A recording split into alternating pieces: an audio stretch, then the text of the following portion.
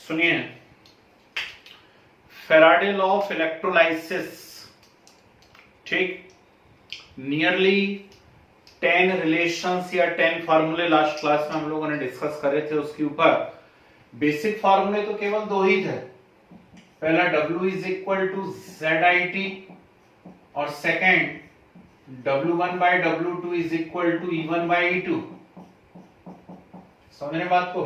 ठीक, बेसिक फार्मूले तो केवल दो ही थे। इसको हमने बोल दिया फर्स्ट लॉ ऑफ फेराडे, इसको हमने बोल दिया सेकंड लॉ ऑफ फेराडे। लेकिन इसके साथ एडिशनल बहुत सारे फार्मूले मैंने आपको बताए हुए हैं।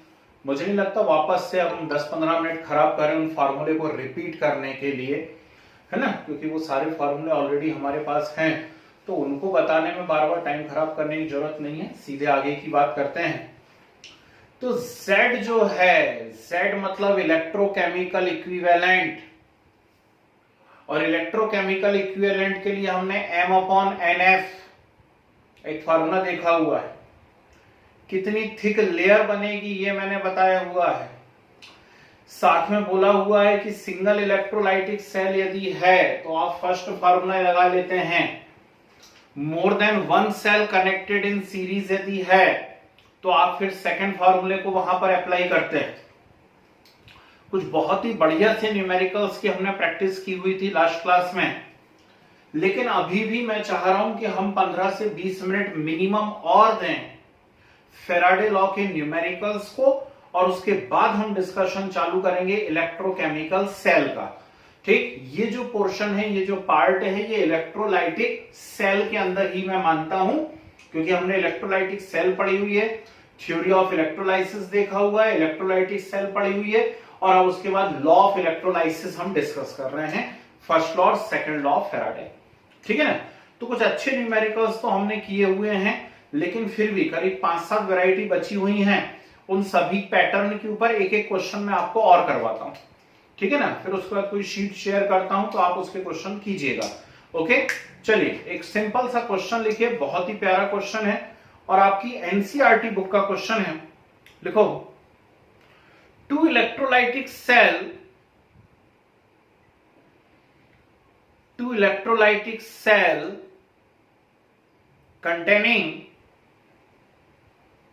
containing silver nitrate solution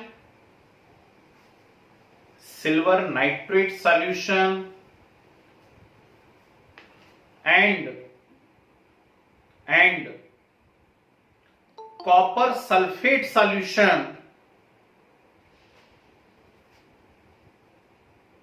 silver nitrate solution and copper sulfate solution are connected in series,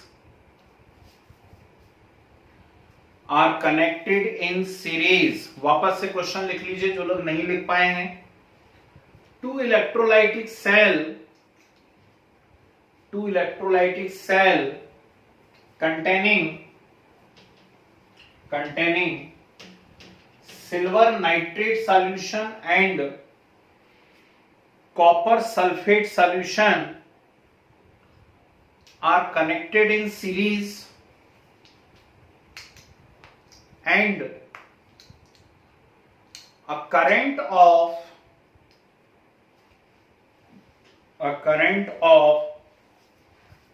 2.5 ampere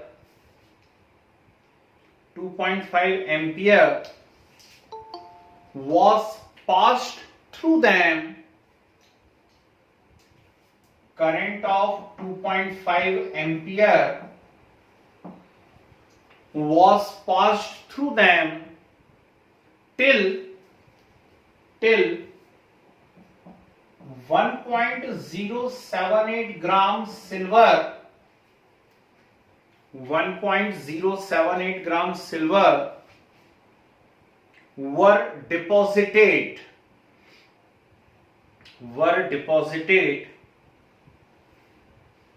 आगे बोलता है, how long did the current flow how long did the current flow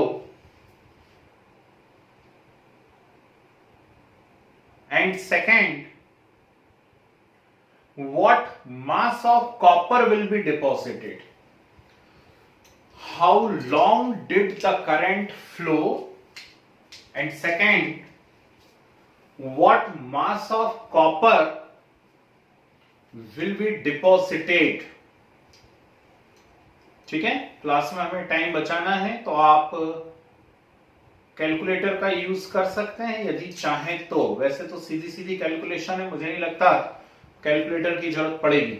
चलिए, 2.5 एम्पियर का करंट जा रहा है, इतना सिल्वर निकल रहा है, बताइए कितनी देर तक करंट गया है और कितना कॉपर निकलेगा। वाह, क्या प्यारा सा क्वेश्चन है।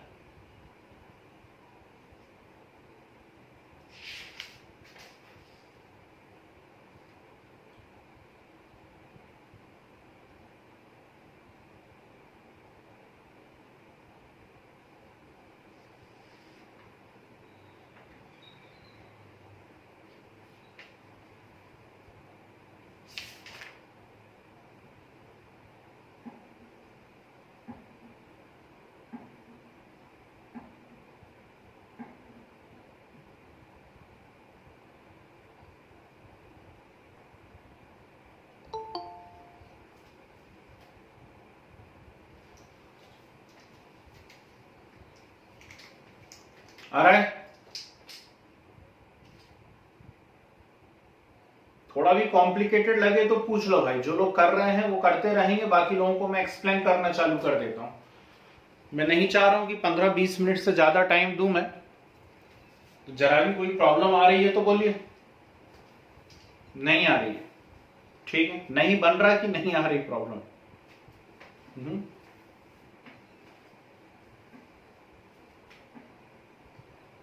हाँ जी, हाउ लॉन्ग नहीं बन रहा, ओके ठीक है, कोई बात नहीं, मैं बता देता हूं, और जो लोग कर रहे हैं वो लगे रहिए, सुनिए ध्यान से। चलिए 362.8 क्या आया भैया? 362.8 सेकेंड टाइम आया क्या? अच्छा मैं एक बार चेक कर लेता हूं, सुनिए। 2 सेल हैं, ओके ठीक है, बाकी बच्चे सुनो ध्यान से, जो लेट आए हैं वो भी सुनिए। 2 सेल हैं, एक में AgNO3 भरा है, एक में CuSO4 भरा है, दोनों आपस में जो है सीरीज में अटैच हैं। उनसे 2.5 एम्पियर करंट भेजा गया और 1.078 ग्राम सिल्वर डिपॉजिट हुआ। आपसे पूछ रहा है हाउ लॉन्ग, ठीक, हाउ लॉन्ग से यहां मतलब टाइम होता है, नहीं तो लेंथ निकाल दो आप, है ना।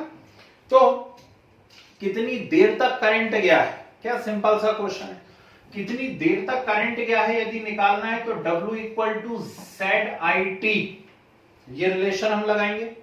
W मतलब कितना मास लिबरेट हुआ है, तो सिल्वर का मास कितना है 1.078। Z तो क्वेश्चन में दिया नहीं है, तो Z क्वेश्चन में नहीं दिया है तो उसमें बिल्कुल मैं टेंशन नहीं करता हूं आजकल, मैं सीधे रिलेशन लगा देता हूं, M/NF लगा दिया और IT। अब देखो कितना सिंपल हो गया सब कुछ, ठीक। W की वैल्यू रख दीजिए 1.078, M मतलब सिल्वर का एटॉमिक मास 108, ओके। ये जो 1.078 है और ये 108 है, इसको लगभग सेम मान लेना आप लोग, ठीक है ना। ये 1.078 है, इसको आप 107.8 अपॉन 100 कर सकते हैं और इन दोनों को आपस में कैंसिल कर सकते हैं, ओके ठीक। N मतलब क्या है, number of electron exchange. Silver nitrate की बात हो रही है, silver nitrate formula is AgNO3, और यदि AgNO3 है तो Ag पे चार्ज कितना आता है, +1 आता है, Ag पे चार्ज +1, तो 1 फैराडे 96500 I 2.5 इंटू T, ठीक। उठा के सॉल्व कर लीजिए, आंसर आ जाएगा आपका, ओके। उठा के सॉल्व करिए, आंसर आएगा, कोई डाउट।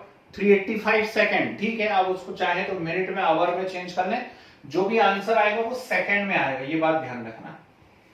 अब इसी के अंदर एक पार्ट और है क्वेश्चन का, क्वेश्चन पूछ रहा है कि कितना कॉपर डिपॉजिट होगा।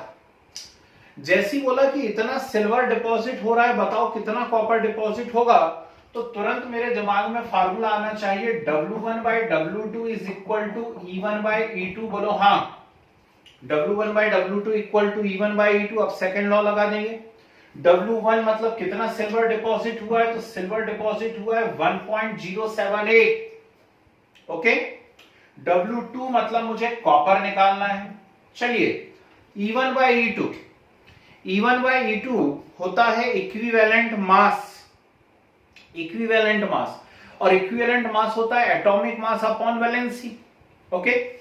सिल्वर का एटॉमिक मास आप कितना रखोगे, तो सिल्वर का एटॉमिक मास 108 और वैलेंसी कितनी होती है 1। और पिछली क्लास में मैंने आपको बताया है, चेक कर लीजिए, कॉपर का कितना रखोगे 63.5 और वैलेंसी कितनी 2। ठीक, तो 108 अपॉन 1 और 63.5 अपॉन 2 उठा करके इसको सॉल्व करिए, आपका क्या आ जाएगा W2। किसी ने किया हुआ हो तो बताओ क्या आंसर आ रहा है। किसी ने किया है? इसका मेरी बुक में कुछ 886 आंसर दे रहा है। ठीक, नहीं 386 दे रहा है यहां पर सेकंड, और यहां पर दे रहा है 0.3175 ग्राम, 0.3175 ग्राम। ओके, 0.37 मान लेता हूं। ठीक है, अभी किसी को डाउट हो तो बोलो जल्दी से। 317 इज करेक्ट आंसर। अभी भी किसी को डाउट है कृपया करके बोल दीजिए। नहीं बोलोगे या कृपया नहीं करोगे? अच्छा ठीक है, लिखो क्वेश्चन, इंपॉर्टेंट लगा के लिखना है, देखें कौन करता है ध्यान से। How many grams of silver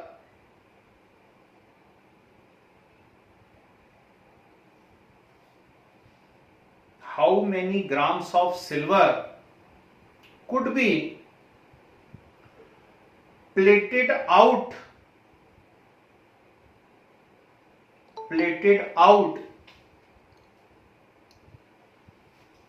on a plate? How many grams, लेकिन नया क्वेश्चन है, how many grams of silver could be plated out on a tray by electrolysis of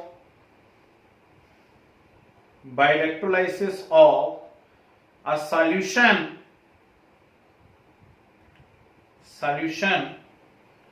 containing silver in +1 oxidation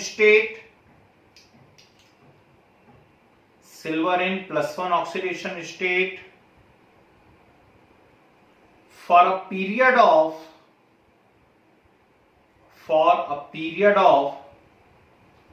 8 hours with current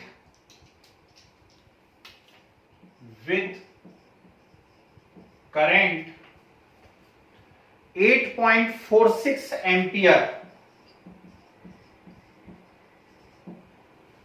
8.46 ampere. ठीक, question खत्म नहीं हुआ है, आगे बोलता है what is the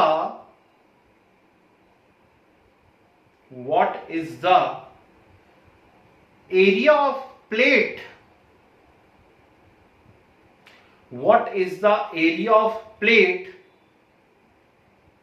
if thickness of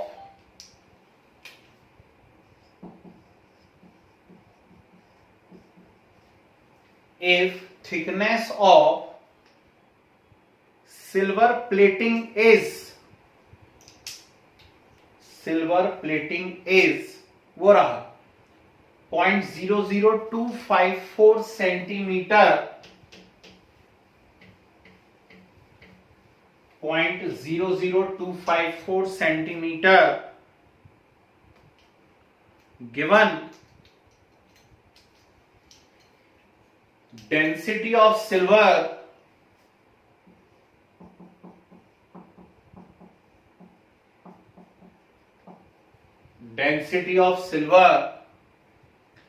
10.5 ग्राम पर क्यूबिक सेंटीमीटर। बहुत प्यारा क्वेश्चन। डेंसिटी ऑफ सिल्वर 10.5 ग्राम पर क्यूबिक सेंटीमीटर। चलिए आप तो मुझे एरिया कैलकुलेट करके बता दीजिए सीधे, हटाओ।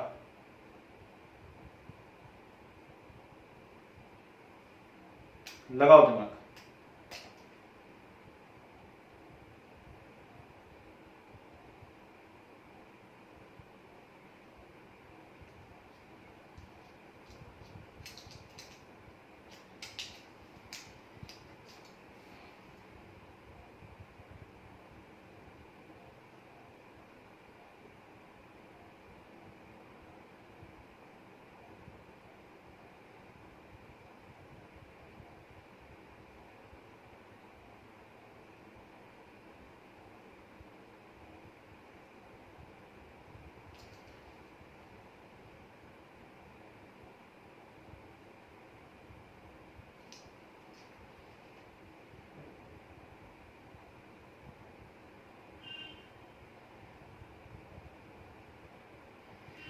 समझ रहे हैं? सिल्वर की इलेक्ट्रोप्लेटिंग चल रही है भैया किसी दूसरी मेटेलिक प्लेट के ऊपर। ठीक, आपसे बोल रहा है कितने ग्राम सिल्वर डिपॉजिट होगा यदि इतने घंटे तक इतने एम्पियर का करंट हम भेजते रहें। दूसरी बात पूछ लिया है कि उसकी मोटाई सिल्वर प्लेट की इतनी इतनी है।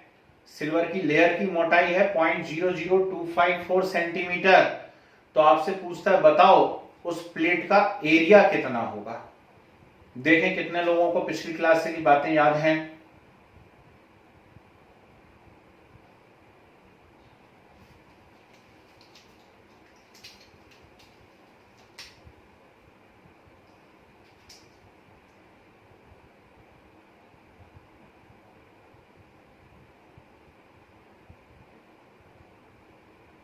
गुड।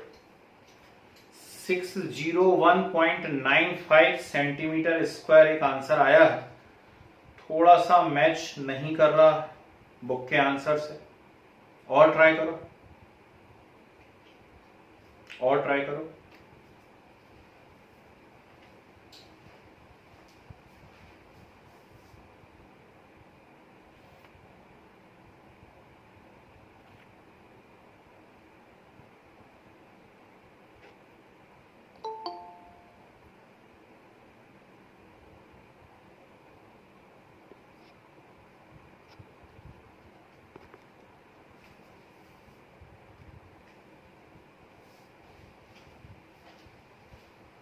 जी, काश इतना टाइम हो पाता। कोई बात नहीं, मैं आपके साथ शीट शेयर करता हूं, उसमें से क्वेश्चन कीजिएगा। अब मुझे कर लेने दो। पहले तो पूछ रहा है इतने टाइम तक जो है इतने एम्पियर का करंट भेजा गया है, बताइए कितना सिल्वर निकलेगा।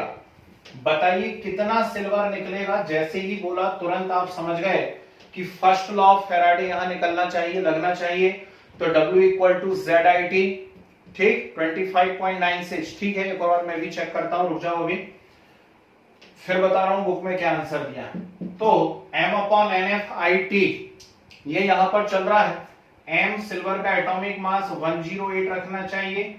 साफ साफ बोल रहा है +1 ऑक्सीडेशन स्टेट, तो N की वैल्यू 1, F की वैल्यू 96500। कितने एम्पियर का करंट है? 8.46 एम्पियर का है। और टाइम कितना है? 8 आवर्स। गुड, बहुत बढ़िया। ठीक, 8 आवर्स है, मतलब कि 8 इंटू 3600। क्यों? क्योंकि टाइम हमेशा टाइम में रखना है, हमको सेकंड में रखना है। ओके उठा के सॉल्व करिए इसको, आपका आंसर आ जाएगा W। आ गया। अब आपको पूछा है एरिया कितना है। तो एरिया के लिए मैंने क्या ट्रिक बताई थी आपको याद कीजिए। हैं, मैंने बताया था आपको W इक्वल टू, ठीक, अब बेटा कैलकुलेशन तो करनी पड़ेगी, हमारी क्लास भी तो बड़ी है ना। अभी क्लास में आप बैठे हुए, रेगुलर क्लास चल रही, तो मैं बोल दे रहा हूं कैलकुलेटर आप यूज कर लीजिए। एग्जामिनेशन हॉल में तो होना नहीं है ना, ठीक है ना। वहां तो फिर सीधे सीधा काम आपको करना है, तो करो आप कैलकुलेशन। कैसे, और इतनी भी बड़ी नहीं है यार, वहां बहुत टाइम मिलता है आपको। चलो, अब W इक्वल टू ZIT आपका था, और W को हमने कैसे लिखा था? हमने W को लिखा था volume into density. Mass equal to density into volume या वॉल्यूम इंटू डेंसिटी, तो volume into density equal to ZIT, और वॉल्यूम को क्या लिख दिया था याद करिए, एरिया इंटू हाइट, तो area into height into density, सही है, ठीक। और हाइट को ही हमने क्या कहा था, हाइट मतलब थिकनेस, ठीक, हाइट मतलब क्या हो गई यहां पर, ये थिकनेस हो गई। तो ये क्वेश्चन में गिवन है, डेंसिटी क्वेश्चन में गिवन है, सीधा सीधा आपका क्या आ जाएगा, एरिया आ जाएगा, बोलो हाँ, ठीक है ना। तो एरिया इज इक्वल टू, वो दिया हुआ है आपको डेंसिटी, ठीक, साथ में क्या दिया हुआ आपको 00254 इंटू डेंसिटी कितनी 10.5 इक्वल टू, यहां से जो आप सॉल्व कर रहे हैं वो ZIT है, उसको उठा करके सीधे रख दीजिए, ठीक, सॉल्व करिए, आपका आंसर आ रहा है काय में आएगा, सेंटीमीटर स्क्वायर में। यहां जो आंसर मेरे पास शीट में अवेलेबल है वो मैं आपको बता दे रहा हूं, यहां पर आंसर अवेलेबल है 1.02 इंटू 10 टू दी पावर 4, ठीक, यहां जो आंसर अवेलेबल है 1.02 into 10 to the power 4 centimetre square. Check करिएगा एक बार आपका क्यों नहीं आ पा रहा है, ठीक है, चेक करिएगा एक बार क्यों नहीं आ पा रहा है आपका, क्या हुआ, कोई प्रॉब्लम है, डाउट हो रहा है क्या कहीं पर, सोच पा रहे हो, बहुत स्पीड में तो नहीं करवा रहा हूं, ऐसा कुछ नहीं है, ठीक है ना।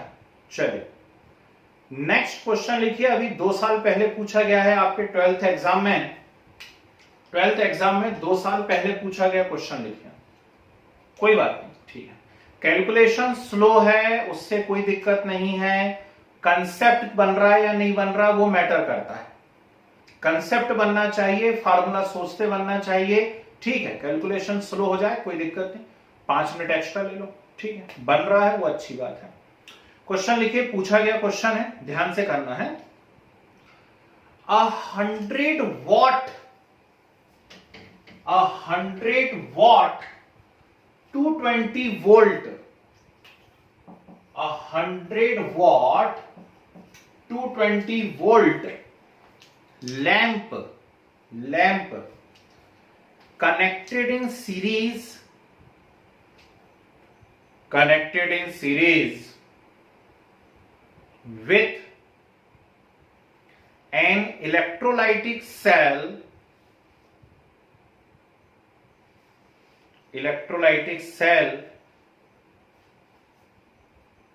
containing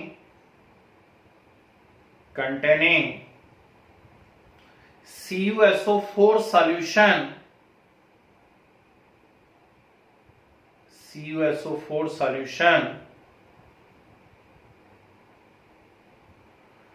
what mass of copper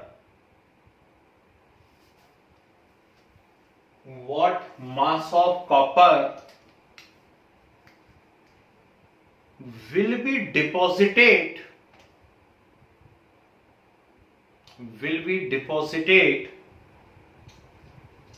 if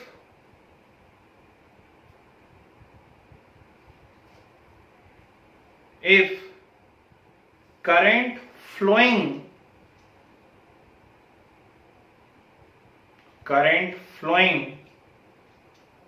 for 5 hours, current flowing for 5 hours। वाह, बहुत ही प्यारा क्वेश्चन, इतने वॉट इतने वोल्ट का बल्ब है, लगा के रखा है CuSO4 के साथ, कितना CuSO4 निकलेगा यानी कितना कॉपर निकलेगा यदि 5 आवर्स तक करंट जा रहा हो तो, ठीक, एग्जैक्ट आंसर चाहिए मुझे, आप किसी भी डिवाइस का यूज करिए पर एग्जैक्ट आंसर निकाल के बताइए, क्विक। गर्ल्स के आंसर नहीं आ रहे बहुत देर से भाई,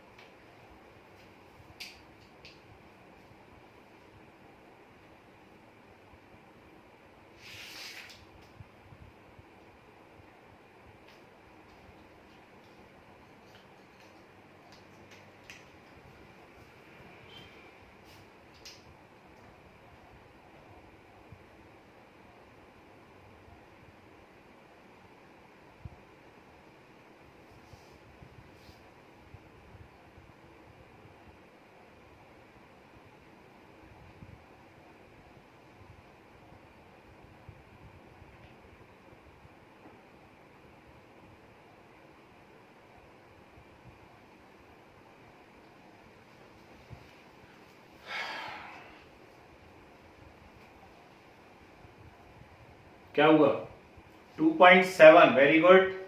चलिए फर्स्ट आंसर आ गया है 2.7, बधाई हो हम सभी को। और कोई बताओ।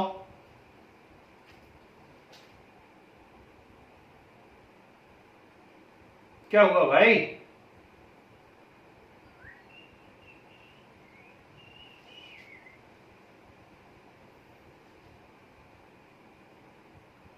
बिना पढ़े बैठ गए आप लोग आज की क्लास में। ठीक, सब बिना पढ़े बैठे हैं, पिछली क्लास की कॉपी ही उठा के नहीं देखी। चलो अब मूड खराब मत करो मेरा, बोर्ड पे देखो। ठीक है, मैं करवाते जाता हूं, आपसे करने को नहीं बोल रहा भैया, मैं ही करवाते जा रहा हूं। यहां देखिए मास निकालना है कॉपर का, तो सीधी सी बात है यार, फार्मूला तो पुराना हो गया, M/NF/IT, यही लग रहा है। कॉपर का एटॉमिक मास है 63.5, CuSO4 है, तो कॉपर पे चार्ज है +2। नहीं भाई साहब, 19 ग्राम नहीं आएगा, आंसर वही आएगा जो आपने पहले बताया था, एग्जैक्ट आंसर वही है। ठीक, कितना बताया था पहले? 2.69 है, 2.7 ग्राम। चलिए, और F 96500। अब असली बात है, आई कहां से लाओगे भाई? ठीक, तो आई कहां से लाओगे? 100 वॉट यानी पावर दिया हुआ है, 220 वोल्ट यानी आपको दिया हुआ है यहां पर पोटेंशियल।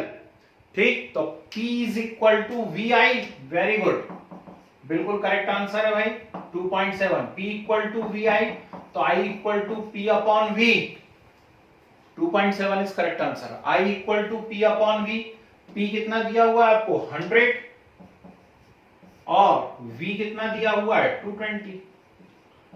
5 आवर्स तक जा रहा है तो 5 इंटू 3600। ये सिंपल सी आपको वैल्यूज यहां पर पुट करना था और इसको उठा करके सॉल्व करना था। ठीक है ना? कौन नहीं कर पा रहा जरा जल्दी से हाथ ऊंचा करिए। कौन नहीं कर पा रहा जरा जल्दी से हाथ ऊंचा कर दो और बोलो, मुंह से बोलो कहां प्रॉब्लम आ रही है, क्या नहीं सोच पा रहे, ऐसा बोलो तो, बताओ तो है। चलिए ठीक है, 2.69 या 2.7 is correct answer. Okay, next question देखिए, बहुत प्यारा क्वेश्चन है, मैं छांट छांट के करवाता हूं, आप जानते हैं मेरी आदत, बहुत अच्छी अच्छी वैरायटीज लिखिए, बहुत ही प्यारा क्वेश्चन है। अरे यार 1.9 क्यों बोल रहे हो बेटा, जब आंसर 2.7। हाँ, इंग्लिश में यही आ रहा है। तुम्हारा कैलकुलेटर खराब है, चाइना मेड है क्या? बिना कैलकुलेटर के कर रहा हूँ सर, मैं खुद से करता हूँ। अच्छा अच्छा, तभी तो ऐसा हो रहा है ना। चलो कैलकुलेटर से कर लो, लिखो, इंपॉर्टेंट लगा के लिखिए। In the electrolysis of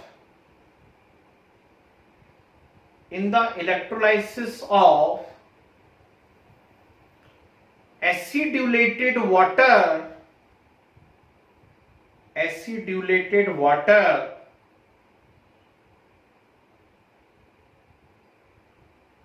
it is desired to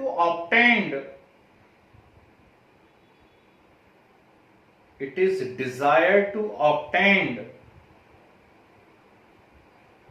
hydrogen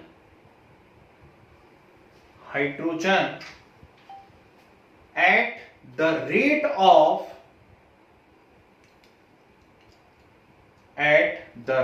of 1 cc per second, 1 cc per second at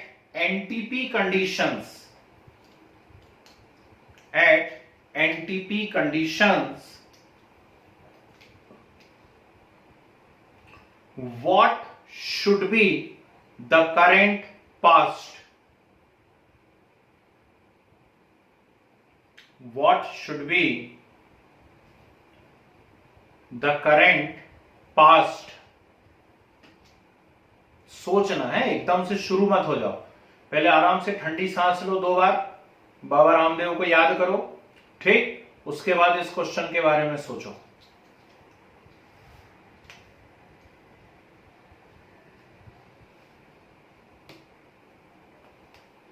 एसिड्यूलेटेड water वो आपकी कॉपी में है पहले से, उसका लोड नहीं लेना है। कुल मिला के वाटर का इलेक्ट्रोलाइसिस हो रहा है थोड़ा सा एसिड डाल करके, ठीक। करंट निकालिए।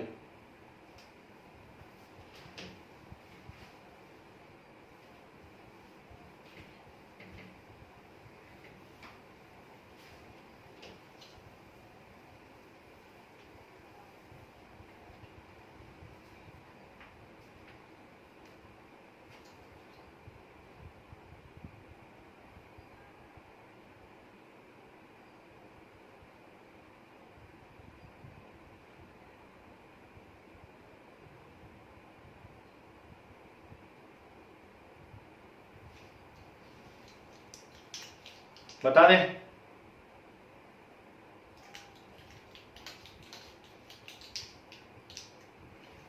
चलो ठीक है, 1 मिनट दिया, कर लो, मुझे कोई जल्दी नहीं है, सिलेबस वैसे ही बहुत ही ज्यादा तेज चल रहा है इस बार। वेरी गुड, 9.64 एम्पियर एक आंसर आया है, ठीक, लगभग करेक्ट है, थोड़ा सा बड़ा आ गया है। 8.6 इज करेक्ट आंसर, शाबाश, बहुत ही बढ़िया, बधाई हो। 8.6 ampere is correct answer, very good. 8.59 8.6 एक ही होता है। गर्ल्स कहां पे छड़ रहे हो बेटा आज? सारे बॉयज के आंसर क्यों आ रहे, क्या बात हो गई? चलो छोड़ो, यहां देखो, अच्छा लोड मत लो, जितना मैं सिखा रहा हूं उतना सीख लो, वो भी आपके लिए मोर देन सफिशिएंट है। बोर्ड पे देखिए क्या बोलता है आपसे कि एसिड्यूलेटेड वाटर का इलेक्ट्रोलाइसिस हो रहा है, ठीक है, बहुत खुशी की बात है। और उससे जो हाइड्रोजन हमें मिलना है वो 1 cc पर सेकेंड मिल रही है। 1 सेकेंड में 1 क्यूबिक सेंटीमीटर या 1 मिलीलीटर हाइड्रोजन मिल रही है, ठीक है। कौन सी कंडीशन पर? एनटीपी कंडीशन पे। कितना करंट उसमें जा रहा है ना, या कितना करंट उसके लिए आपको रिक्वायर्ड है, ये आपको कैलकुलेट करना है। तो मैं यहां पर देखूं कि वाटर का जो इलेक्ट्रोलाइसिस होता है उसको हमने देखा है H positive and OH negative, ऐसा कुछ हम लोगों ने बनाया हुआ था, ठीक। और यदि हम बैलेंस करते थे वहां पे तो 2H पॉजिटिव आ जाता था, क्योंकि हाइड्रोजन तो डाई एटॉमिक है ना, तो हाइड्रोजन डाई एटॉमिक है, तो मैं ऐसा कर लेता हूं। तो ये जो 2H पॉजिटिव है, ध्यान से देखिए, ये 2 इलेक्ट्रॉन रिसीव करेंगे और काय में बदल जाएंगे? H2 में। बोलो हाँ या ना, ठीक। 2H पॉजिटिव से क्या बनेगा? H2 बनेगा H2।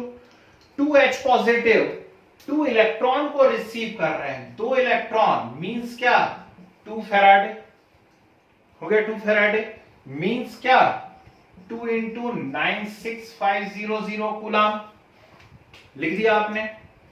इससे क्या बन रहा है? हाइड्रोजन, उसके सामने कितने से मल्टीप्लाई है? 1 से, यानी 1 मोल हाइड्रोजन। बोलो हाँ, 1 मोल हाइड्रोजन। और किसी का भी गैस का यदि 1 मोल है, किसी भी गैस का यदि 1 मोल है एनटीपी पर, तो जल्दी से बताइए उसका वॉल्यूम कितना है? क्विक। 22.4। Very good, 22.4 litre.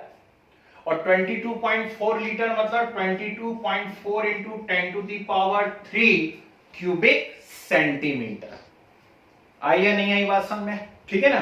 तो यहां पर क्या हो रहा है, यहां पर बोलता है कि 1 cc पर सेकेंड बन रही है, 1 सेकेंड में बन रही है 1 cc, ठीक। तो आप उल्टा बोलो कि 1 cc बन रही है 1 सेकेंड में, तो 22.4 इंटू 10⁻³ cc कितने सेकेंड में बनेगी? आ रही है बात समझ में? आपको क्या मिल जाएगा वहां से? टाइम मिल गया, टाइम, ठीक। और ये क्या मिल गया आपको? Q, ठीक। वहां से आप निकाल लोगे टाइम, तो फॉर्मूला लगाओ Q is equal to IT, ठीक। Q इक्वल टू IT, तो I इक्वल टू क्या हो जाएगा? Q upon T। I equal to क्या हो जाएगा? Q upon T। इस Q को आप T से डिवाइड कर दीजिए, आपका आंसर आ गया। क्या हुआ? कुछ बहुत ही टिपिकल क्वेश्चन था क्या? फिर से सुन लीजिए। 1 cc पर सेकेंड का क्या मतलब है? इसका मतलब है 1 cc बन रहा है 1 सेकेंड में, तो इतने cc या इतने क्यूबिक सेंटीमीटर कितने सेकेंड में बनेगा? तो कितने सेकंड में बनेगा से मतलब क्या निकालना है, टाइम निकालना है। ठीक, तो टाइम पता पड़ गया, Q ये रहा, I निकाल लो। Okay, the correct answer is 8.6। ऐसे ही किया था भैया बाकी बच्चों ने, है जी? ठीक है, चलिए एक क्वेश्चन और करेंगे। लिखें, ये थोड़ा सा अलग हटके क्वेश्चन है ना, पर मुझे नहीं मालूम आप लोग कर पाओगे या नहीं कर पाओगे, इसलिए दे रहा हूं। लिखो, find the charge in coulomb, find the charge in coulomb on 1 gram iron, 1 gram iron of N-3,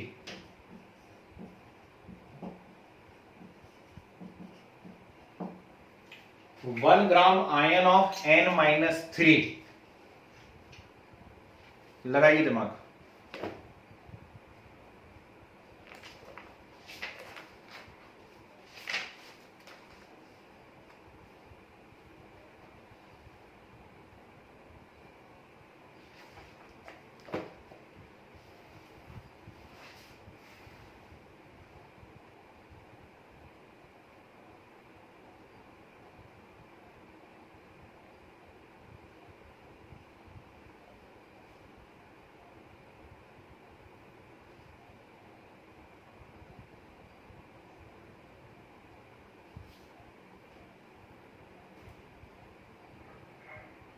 good, very good.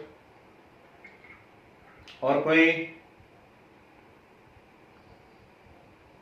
Sir 4.8 into 10 to the power minus 19 coulomb. शाबाश शाबाश। और कोई?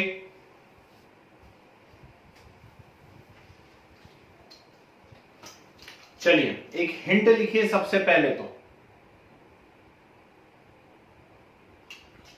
1 gram atom means 1 mole atoms। 1 mole atom मतलब 6.023 into 10 power 23 atom। 1 gram atom means 6.023 into 10 power 23 atom। ऐसी 1 ग्राम ion है ना, means 1 mole यानी 6.023 into 10 to the power 23 ions. बस इसीलिए गलत कर रहे हैं आप लोग, क्योंकि ये बात नहीं सोची आपने। क्वेश्चन में थोड़ा सा डिफरेंस है भाई, 1 आयन पे पूछे और 1 ग्राम आयन पे पूछे। ध्यान से सुनो बात को, 1 आयन पे पूछे और 1 ग्राम आयन पे पूछे, दोनों लैंग्वेज बड़ी डिफरेंट है। 1 आयन पे यदि पूछता, सही है, अब सही आंसर आने लगा। 1 आयन पे यदि पूछता तो ये दिख रहा है एन पे कितना चार्ज है, -3 चार्ज है। ठीक, एक चार्ज मतलब हो गया 1.6 into 10 to the power, very good. एक चार्ज हो गया 1.6 इंटू 10 पावर -19 कूलम, और टोटल -3 चार्ज है, तो ये हो जाएगा 3 into 1.6 into 10 to the power -19 coulomb. 3 into 1.6 into 10 power -19 coulomb, ऐसे आप सॉल्व कर लेते। लेकिन ये 1 आयन पर होता, ठीक, ये किस पे होता, 1 आयन पर। लिख देता हूं पूरा, चार्ज ऑन 1 आयन। लेकिन मुझे यहां 1 आयन पे नहीं पूछा, 1 ग्राम आयन पे पूछा है। तो 1 ग्राम आयन मींस क्या होता है, 6.023 into 10 to the power 23 ion. तो टोटल चार्ज निकालने के लिए क्या करना पड़ेगा, 3 into 1.6 into 10 power -19 into 6.023 into 10 to the power 23। समझ गए? ठीक, इसको उठा करके आप सॉल्व करेंगे, मल्टीप्लाई करेंगे, तब आपका यहां पर आंसर आएगा। कुछ घुस रहा है दिमाग में, है जी? So the correct answer is what, 2.8 into, very good, 2.8 into 10 to the power 5। बहुत से बच्चों का आ गया है, शाबाश। 2.8 into 10 to the power 5 coulomb is correct answer, हैं, सब अलग अलग वैरायटी में करवा दे रहा हूं भाई। एक ही वैरायटी के 4-4 क्वेश्चन करवा दूं और आपसे बनने लगे और आप खुश हो जाएं, है ना? तो ऐसी खुशी नहीं चाहिए हमें, ठीक? ऐसी खुशी नहीं चाहिए। मैं सब वैरायटी के एक एक क्वेश्चन आपको करवा देता हूं, है ना? और फिर आपको शीट में या कहीं भी ऐसे कोई क्वेश्चन मिले, लगाइए अकल, इसको ऐसे करना चाहिए, ठीक? चलिए लास्ट क्वेश्चन करिए।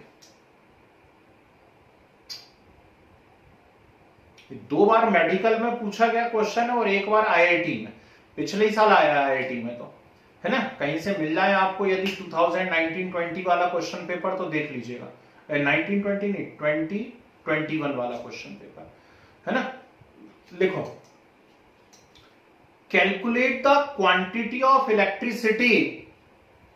एक बच्चे को जो सेट मिला था उसमें पहले ही नंबर का केमिस्ट्री का क्वेश्चन ये था, calculate the quantity of electricity that would be required, calculate the quantity of electricity that would be required to reduce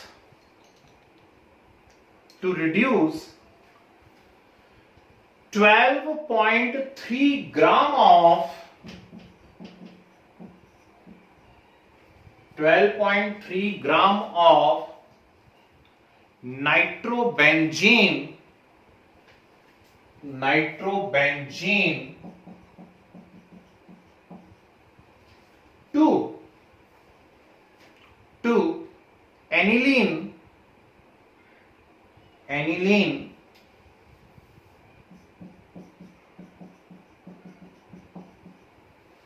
if the current efficiency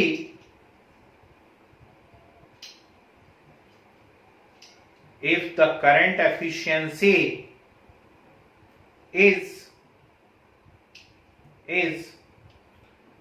50%, current efficiency is 50%,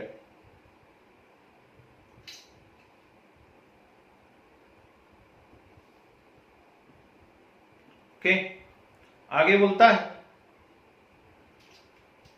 full stop करके, if the potential drop across the cell, ये second question है, if the potential drop across the cell is 3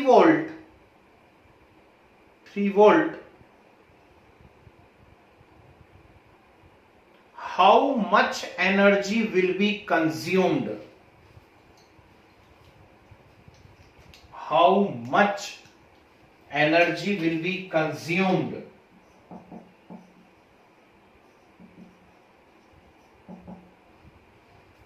How much energy will be consumed?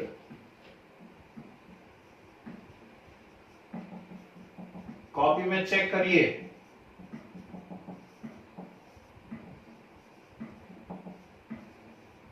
ऐसा एक formula आपके पास लिखा हुआ है, energy consume equal to, है ना? वो छोड़ो, इसको बाद में करना, ये तो हो जाएगा, सीधा सीधा क्वेश्चन है। पहले ऊपर वाले क्वेश्चन में अकल लगाइए। नाइट्रोबेंजीन का हमको क्या करना है? रिडक्शन करना है। नाइट्रोबेंजीन के रिडक्शन से एनिलीन बनाना है, ठीक है ना? तो 12.3 ग्राम नाइट्रोबेंजीन के लिए कितनी लगेगी, ये आपसे पूछ रहा है, ठीक? लगाइए दिमाग।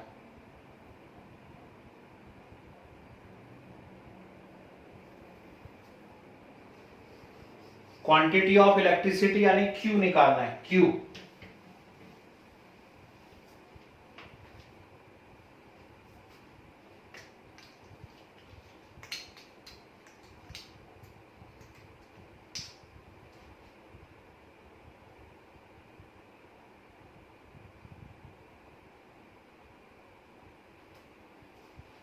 हेल्प कर दूं थोड़ी सी आपकी? चलो थोड़ी सी हेल्प कर दे रहा हूं।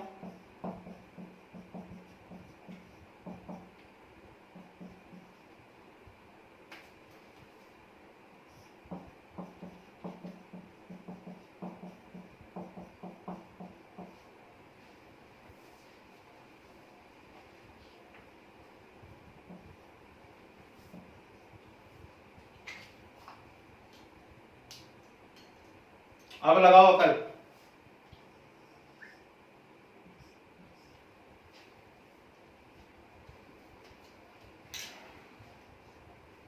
आज आंसर्स उतने आ नहीं रहे भाई जितने आने चाहिए। वेरी गुड, शाबाश। और एक गजब, तहलका ही मच गया आज तो भैया। बिल्कुल सही आंसर आ गया। कैसे कर लेते हो इतने जल्दी? वही तो मुझे समझ में नहीं आता। कैलकुलेटर से कर लेते हैं। Very good. कैलकुलेटर से करने के लिए भी समझ में आना जरूरी है। कुछ को तो क्वेश्चन ही समझ में नहीं आ रहा है कि करंट एफिशिएंसी 50% है, करें क्या? चलो ठीक है, मैं बताता हूं। लोड नहीं ना लेने का है। चलिए, कुछ बच्चे सोच ही नहीं पा रहे कि इस क्वेश्चन को, डर जाते हैं क्वेश्चन देख करके। ठीक है। कुछ बच्चे डर जाते हैं यार ये क्या हुआ। अरे कुछ नहीं डरने की बात है। इधर देखो ना, नाइट्रोबेंजीन का रिडक्शन करवाया। नाइट्रोबेंजीन के रिडक्शन से क्या बना दिया उन्होंने? एनिलीन बना दिया। नाइट्रोबेंजीन का रिडक्शन कराया और उसके रिडक्शन से क्या बना दिया है? एनिलीन बना दिया। तो यहां पे आपको क्या लगे हैं? 6 हाइड्रोजन लगे हैं। एक हाइड्रोजन यदि होता तो बोलो कितना इलेक्ट्रॉन लेता? 1 इलेक्ट्रॉन। तो 6 हाइड्रोजन है तो कितने इलेक्ट्रॉन लेंगे? 6 इलेक्ट्रॉन। इसलिए तो ये देखो ना, मैंने गोल गोल क्यों कर दिया इसको रेड कलर से, ठीक, कि आपको समझ में आ जाए कि यहां से नंबर ऑफ इलेक्ट्रॉन निकाले जा सकते हैं। तो number of electron, very good, बिल्कुल सही आ गया। तो नंबर ऑफ इलेक्ट्रॉन निकाले जा सकते हैं। तो यहां पे जरूर 6 हाइड्रोजन है, मतलब 6 इलेक्ट्रॉन आएंगे। और 6 इलेक्ट्रॉन आएंगे यानी 6 फेराडे। 6 फेराडे यानी 6 × 96500 कूलम हो गया। नाइट्रोबेंजीन का फार्मूला क्या है? C6H5NO2। आपसे बोलता है 12.3 ग्राम नाइट्रोबेंजीन है, उसके लिए कितना कूलाम चाहिए? क्वांटिटी ऑफ इलेक्ट्रिसिटी यानी कूलाम चाहिए। कितने के लिए? 12.3 ग्राम के लिए। तो इतने कूलाम आपको लग रहा है, 6 × 96500 कूलाम लग रहा है। ये कितने ग्राम के लिए लग रहा है? तो कितने ग्राम के लिए, उसके पहले नाइट्रोबेंजीन का मॉलिक्यूलर मास निकालिए। चलो निकालो जरा जल्दी से मेरे संग। 6 × 12 प्लस 5 × 1 प्लस नाइट्रोजन का 14 प्लस 2 × 16। ठीक, इसको उठा करके जरा सॉल्व करिए फटाफट। जब आप इसको सॉल्व करने वाले हैं, ठीक, तो 72 प्लस 5 प्लस कितना आया? 123। चलो आंसर आ गया 123 ग्राम। अब देखो कितना सिंपल हो गया। 123 ग्राम के लिए इतने कूलाम, देयरफॉर कितने ग्राम के लिए? 12.3 ग्राम के लिए। ठीक, तो 12.3 ग्राम के लिए क्या हो जाएगा? 6 × 96500 × 12.3 डिवाइडेड बाय 123।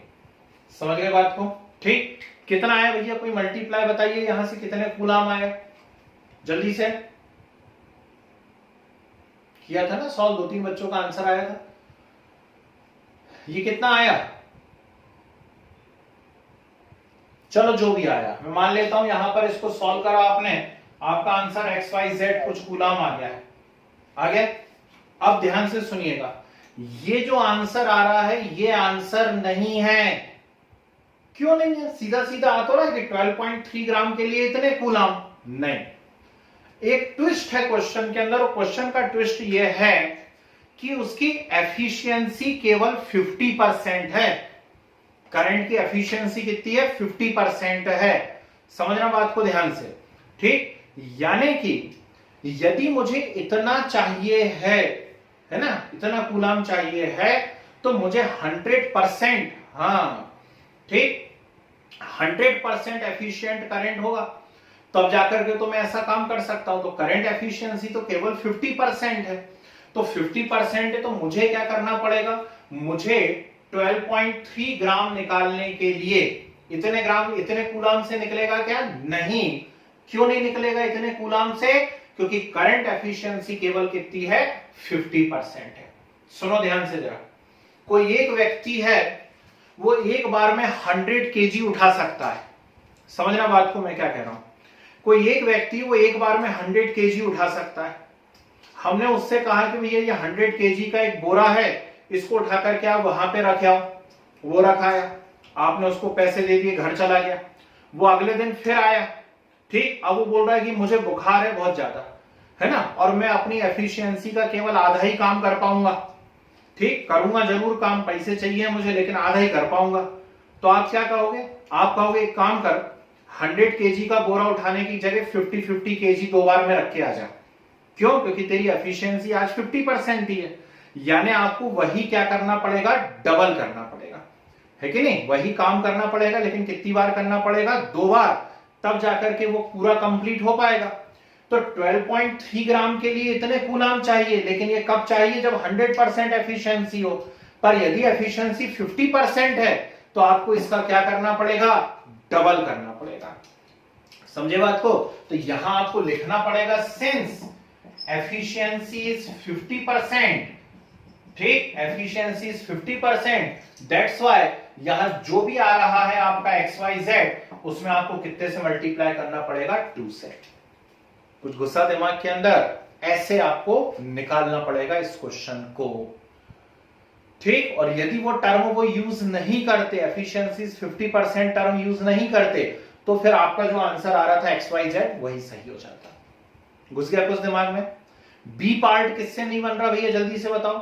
बी पार्ट क्या बोल रहा है? एनर्जी कंज्यूम निकालो। वेरी गुड, एनर्जी कंज्यूम सीधा सीधा बता तो रहा हूं ट्रिक। एनर्जी कंज्यूम की ट्रिक क्या है? एनर्जी कंज्यूम की ट्रिक है, डायरेक्ट आपको दिया हुआ है वहां पर EMF 3 वोल्ट दिया है शायद, into quantity of electricity. Quantity of electricity ये आ गई, और EMF कितना दिया हुआ है आपको? 3 वोल्ट। तो इसमें 3 से और मल्टीप्लाई कर दीजिए, तो क्या आ गया आपका? एनर्जी कंज्यूम आ गया। आई बात समझ में? नहीं आई? ठीक, चलिए, हो गए सफिशिएंट क्वेश्चन की अभी भी तमन्नाएं बाकी रह गई हैं? और तमन्नाएं बाकी हैं कि और करवाऊं?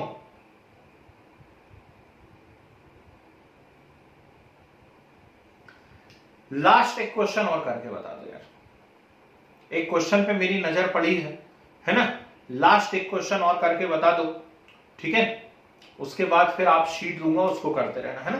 फिर इलेक्ट्रोकेमिकल सेल हम लोग डिस्कस करते हैं। लिखिए,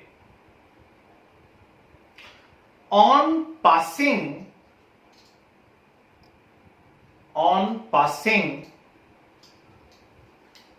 a current of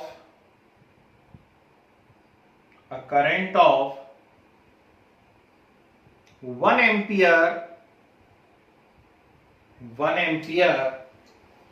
for 16 minutes and 5 seconds.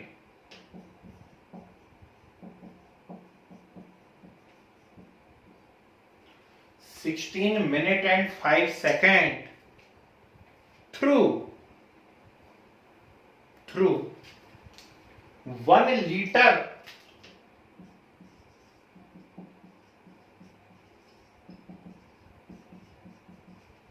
liter solution of CuCl2, 1 liter solution of CuCl2, all copper of solution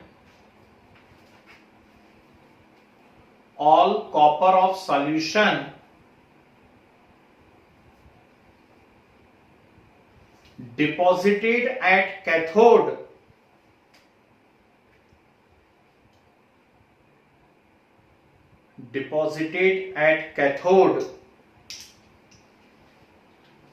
calculate strength of CuCl2 solution। सोच के समझ के थोड़ा सा, calculate strength of CuCl2 solution.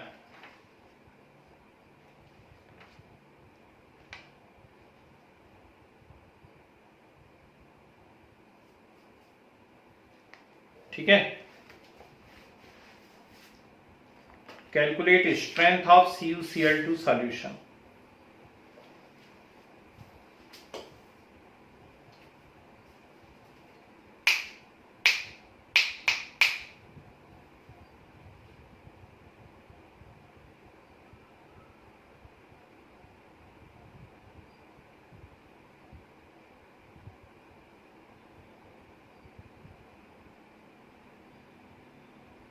1 ampere है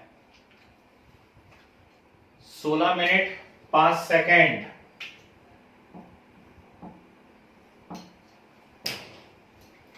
स्ट्रेंथ का formula है, strength का फार्मूला है मोलैरिटी इनटू मॉलिक्यूलर मास।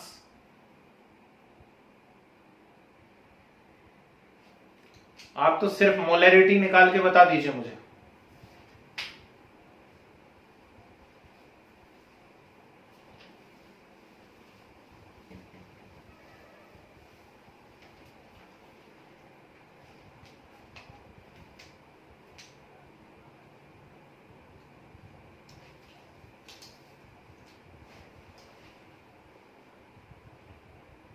Very good.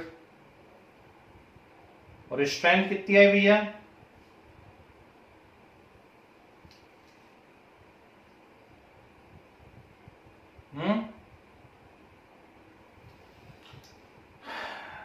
नॉर्मल में आ गई स्ट्रेंथ। अरे ग्राम पर लीटर में बताओ ना, स्ट्रेंथ है तो ग्राम पर लीटर में निकालोगे ना।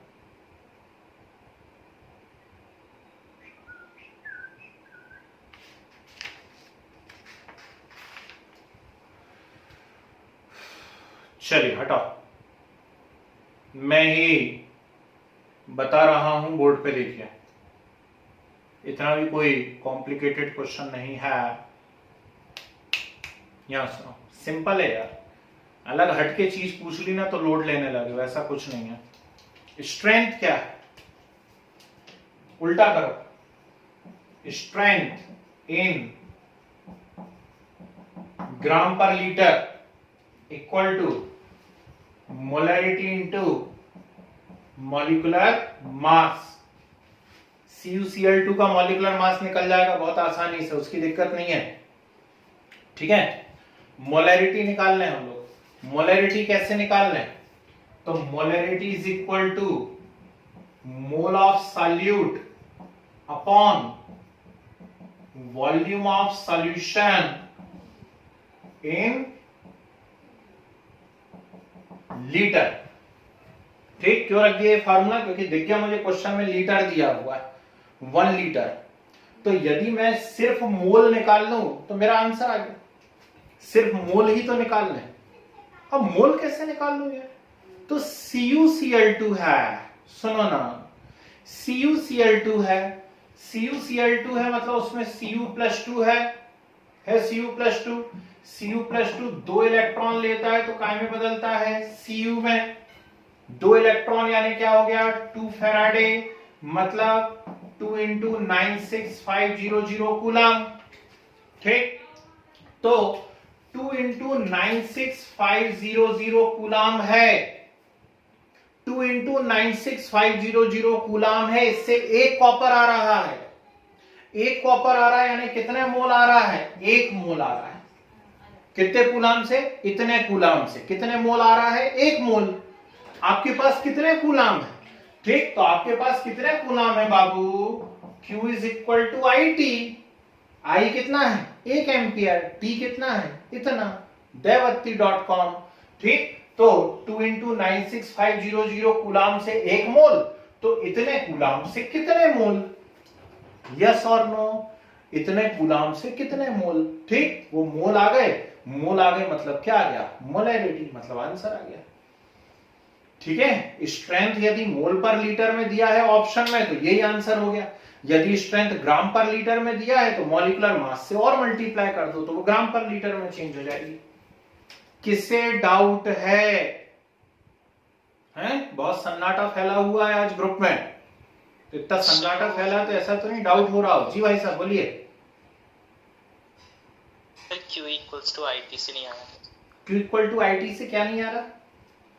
सर उसके बाद से समझ में नहीं आया। सुनो ना, इधर देखो, 2 × 96500 कूलम से 1 मोल, देयरफॉर कितने कूलम? इतने कूलम।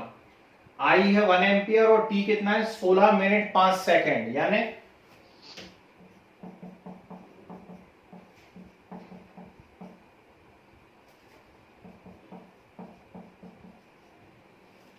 IT, सॉरी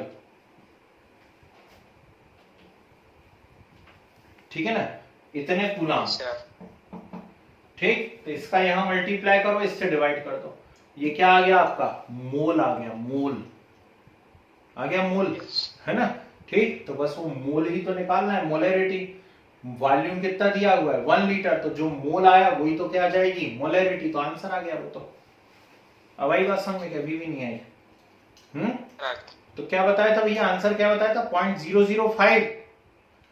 ठीक, तो 0.005 mole, capital M is the correct answer. Okay, अब यहां पर आपके साथ एक शीट शेयर करूंगा मैं। ठीक, कुछ 10, 15, 20 क्वेश्चंस उसके अंदर हैं, उस शीट को करने की कोशिश कीजिए, और फिर भी उसमें से यदि कोई नहीं बने तो पूछिए। ठीक, क्योंकि ये अपने आप में एक बहुत ही इंपॉर्टेंट पॉइंट होता है भाई, फेराडे लॉ ऑफ इलेक्ट्रोलाइसिस, है ना। काफी लंबा टाइम हम लोगों ने लिया हुआ है न्यूमेरिकल्स को, और मुझे लगता है कि अब बनना चाहिए, लेकिन जब तक प्रैक्टिस नहीं करोगे नहीं बनेगा, है ना। तो एक शीट दूंगा, उसे करके देखिएगा, देखें क्वेश्चन बनते या नहीं बनते हैं। ओके, चलिए खत्म कर दीजिए, और सेंट्रल हेडिंग डालिए, नया पार्ट, नया पोर्शन हम लोग डिस्कस करना चालू करते हैं। डालिए सेंट्रल हेडिंग,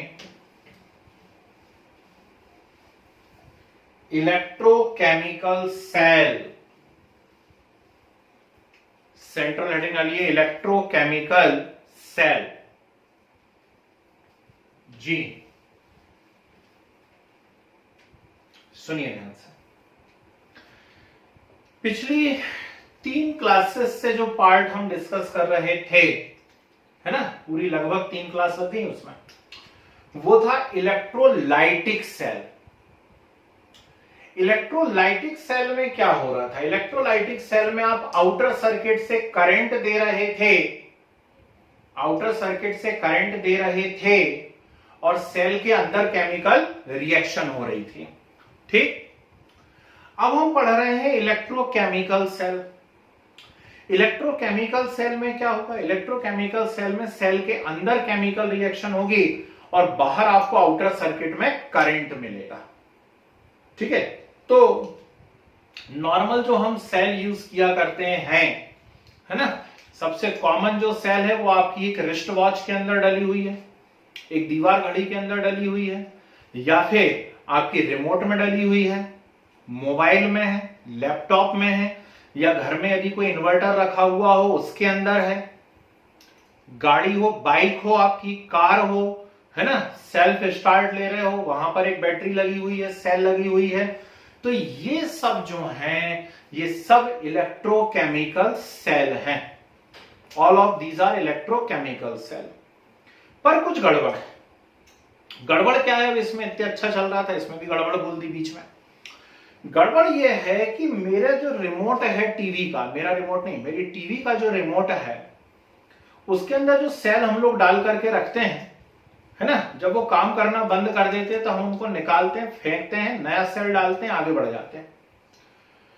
पर जो कार में सेल लगा हुआ है, कभी 1-2 महीने कार खड़ी रह गई, है ना, लॉकडाउन लगा हुआ है, कहां जाए, कार खड़ी हुई है, अब खड़े खड़े जो है सेल्फ लेना बंद कर दिया, बैटरी ने काम करना बंद कर दिया, क्या करूं, उठाऊं और फेंक दूं, नई बैटरी लगा लूं? नहीं भैया, 12-15 हजार रुपए का चंदन लग जाएगा, है कि नहीं। हाँ, धक्का दो, धक्का मारो, है ठीक, धक्का मार के चालू कर लो, 1-2 घंटे चालू छोड़ दो, वो अपने आप रिचार्ज हो जाएगी, उसे नहीं फेंक रहा है। क्या टर्म यूज करी मैंने टर्म यूज करी कि एनी हाउ कार को धक्का मार करके आप चालू कर लीजिए, 1-2 घंटे आप चालू छोड़ दीजिए, वो बैटरी अपने आप चार्ज हो जाएगी, रिचार्ज हो जाएगी। मतलब वो रिचार्जेबल बैटरी है, और रिचार्जेबल बैटरी है मतलब उसमें सेल रिएक्शन बाई डायरेक्शनल हो रही है। ध्यान से सुनना क्या बोल रहा हूं। रिचार्जेबल बैटरी यदि है मतलब सेल रिएक्शन बाई डायरेक्शनल हो रही है, यानी पहले डिस्चार्ज हुई और डिस्चार्ज होने के बाद फिर से रिचार्ज हो गई। जबकि रिमोट के अंदर जो सेल लगा हुआ है, रिमोट के अंदर लगा हुआ सेल रिचार्ज नहीं हो पा रहा है, मतलब उसके अंदर जो सेल रिएक्शन हो रही है वो कैसी है, यूनिडायरेक्शनल है। एक बार जब वो हो जाती है कंप्लीट, हम उसको रिवर्स डायरेक्शन में वापस से नहीं करा सकते। इसीलिए इलेक्ट्रोकेमिकल सेल को दो कैटेगरी में क्लासिफाई किया जाता है। ठीक, ध्यान से सुन रहा। इलेक्ट्रोकेमिकल सेल को दो कैटेगरी में क्लासिफाई किया जाता है। First is primary cell and second is secondary cell. Primary cell किन्हें कहा जाता है?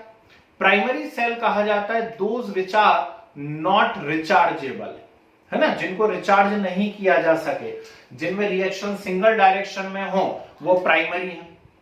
और सेकेंडरी हम किन के लिए यूज करते हैं? जो रिचार्जेबल हो, एक बार डिस्चार्ज हो जाए फिर से बार बार आप उन्हें यदि रिचार्ज कर सकते हो तो उन्हें हम क्या कहा करते हैं? सेकेंडरी सेल कहा करते हैं। आ रही इतनी बात समझ में? ठीक है ना।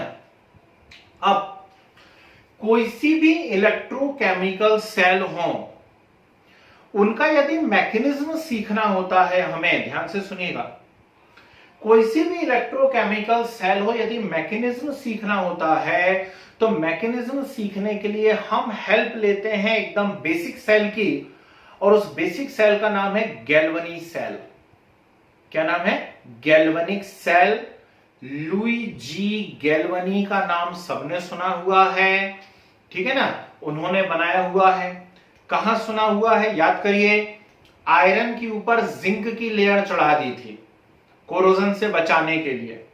तो आयरन के ऊपर जिंक की लेयर चढ़ा दी थी कोरोजन से बचाने के लिए, और उस प्रोसेस को हमने क्या कहा था? जल्दी से बोल के बताओ। गैल्वेनाइजेशन। वेरी गुड, ठीक, उसे हमने कहा था गैल्वेनाइजेशन। तो वो ही है ये भाई साहब, लुईजी गैल्वनी इनका नाम है।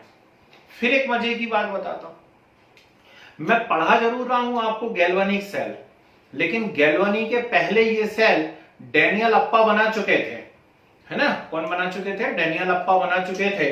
तो हमें पढ़ना चाहिए डेनियल सेल, लेकिन डेनियल सेल से कंसेप्ट आप समझ नहीं पाओगे आसानी से, इसलिए हम गैल्वनिक सेल समझेंगे। लुईजी गैल्वनी ने आखिर किया क्या है? कृपया करके बोर्ड पे कंसंट्रेट रहे, ध्यान से देखिए। यह मैकेनिज्म यदि आप सीख जाएंगे, आपसे सारी की सारी इलेक्ट्रोकेमिकल सेल्स बनना चालू हो जाएंगे। समझ रहे बात को? ठीक, तो कैसा होता है गैल्वनी सेल का कंस्ट्रक्शन? यहां देखो, इन्होंने क्या किया, इन्होंने दो कंटेनर ले लिए। ये दो कंटेनर हैं, ठीक, और ये जो कंटेनर हैं, एक तो बोर्ड तिरछा लग गया तो हमेशा हर डायग्राम मेरा तिरछा बनता है, जबकि मैं बहुत अच्छा पेंटर हूं, सीधे बनाता हूं हमेशा। तो ये दो यहां पे कंटेनर हैं, डब्बे हैं। एक में उन्होंने डाली जिंक की रॉड। क्या की रॉड डाली हुई है? जिंक की रॉड डाली हुई है। और सेकंड में उन्होंने डाली हुई है कॉपर की रॉड। बीच में एक डिटेक्टर लगा हुआ है, ये उसके निडल की डायरेक्शन है उस तरफ, ठीक। ये ऐसा कर देता हूं, ये जिंक रॉड है, ओके। इसे मैं ऐसा कर देता हूं, ये कॉपर रॉड है, ओके। अब 50 बार हम बात कर चुके हैं कि जो रॉड है उसी के सॉल्ट के सॉल्यूशन में डूबा होना चाहिए। तो जिंक रॉड है तो काय में डूबा हुआ है? ZnSO4 में। ZnSO4 मतलब Zn+2 एंड SO4 -2, ओके। और कॉपर रॉड यदि है तो किसमें डूबा हुआ होगा? CuSO4। CuSO4 means Cu+2 and SO4 -2 के अंदर, ओके। इस प्रकार से हमने इसको चालू कर दिया। मान लीजिए यहां बीच में एक बल्ब भी मैं लगा देता हूं, एक छोटू सा बल्ब भी मैंने लगा दिया है, ठीक। वैसे तो ये निडल भी हिलेगी, लेकिन चलो बल्ब भी लगा देते हैं। अब सवाल उठ गया एकदम बैठे बैठे कि ये बल्ब जलेगा या नहीं जलेगा, ठीक है। क्वेश्चन ये है कि ये बल्ब जलेगा या नहीं जलेगा? नहीं जलेगा। Very good. क्यों नहीं जलेगा? आंसर बताइए, क्यों नहीं जलेगा? शाबाश, वेरी गुड। क्योंकि सर्किट कंप्लीट नहीं है, है ना। 12th क्लास में है हम लोग, ठीक, फिजिक्स पढ़ते हुए भी 3-4 महीने हो गए, 3 महीने हो गए 12th की फिजिक्स पढ़ते हुए, तो इतना तो सबको समझ में आ जाना चाहिए था कि ये बल्ब नहीं जलेगा। क्यों नहीं जलेगा? क्योंकि सर्किट कंप्लीट नहीं है। क्या करूं सर्किट कंप्लीट करने के लिए? सर्किट कंप्लीट करने के लिए ऐसे फर्श पे नंगे पैर खड़ा हो जाऊं, एक उंगली यहां डाल दूं, एक उंगली यहां डाल दूं, हो गया सर्किट कंप्लीट? ऐसा नहीं करना है ना। ठीक, एक किसी ने बहुत प्यारा सा आंसर दिया, वायर लगा दो, बिल्कुल सही बात है। एक वायर यहां डुबाओ, एक वायर यहां डुबाओ, कंडक्टिंग वायर हो, सर्किट कंप्लीट हो गया। एक और आंसर आ रहा है, बार बार बहुत सारे बच्चे बताने की कोशिश कर रहे हैं, सॉल्ट ब्रिज लगा दो, ये भी बहुत प्यारा सा आंसर। सॉल्ट ब्रिज है क्या? चलिए इसके बारे में बात करें और हम क्यों यूज कर रहे हैं, है ना। इतना कंस्ट्रक्शन तो समझ में आ गया सब लोगों को, और सबको मालूम है कि ये बल्ब या ये डिवाइस अभी काम नहीं कर पा रही है। क्यों नहीं कर पा रही है डिवाइस काम? क्योंकि यहां पर सर्किट कंप्लीट नहीं है। तो सर्किट कंप्लीट करने का एक बहुत ही प्यारा सा तरीका हुआ है कि एक वायर ले लेता हूं, उस वायर का एक सिरा यहां डुबा देता हूं, एक सिरा यहां डुबा देता हूं, हो गया सर्किट कंप्लीट। ठीक है, अच्छी बात है। और क्या कर सकते हैं? और हम ऐसा कर सकते हैं, ध्यान से देखिएगा, हम एक यू शेप्ड ग्लास ट्यूब ले लें। क्या किया हुआ है? यू शेप्ड ग्लास ट्यूब ली हुई है। इस ग्लास ट्यूब के अंदर क्या करते हैं, इस ग्लास ट्यूब में कोई भी स्ट्रॉन्ग इलेक्ट्रोलाइट लेते हैं और उस स्ट्रॉन्ग इलेक्ट्रोलाइट